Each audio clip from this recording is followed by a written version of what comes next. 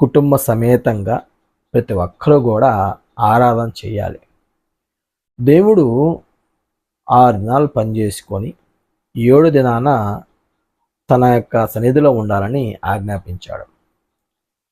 దానికి కారణం ఏందంటే యేసుక్రీస్తు యొక్క మరణము, సమాధి, పునరుద్ధానము జ్ఞాపకం చేసుకోవడానికి ఆదివారము రోజు మనము కుటుంబ సమేతంగా దేవుని యొక్క సన్నిధిలో ఉండాలి. ఇది దేవుడు ప్రతి క్రైస్తవ కుటుంబానికి ఇచ్చినటువంటి ఆజ్ఞ. ప్రతి క్రైస్తవుడు ఇటు ఆజ్ఞను తప్పనిసరిగా పాటించవలసిన వారే. అయితే ఆరాధనను నిర్లక్ష్యం చేసే పరిస్థితి ఎందుకు వస్తుంది?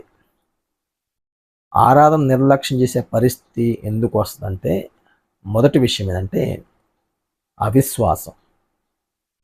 అంటే వారు అవిశ్వాసమైనటువంటి జీవితానికి దిగజారిపోవటం వల్ల ఆరాధన నిర్లక్ష్యం చేస్తారు.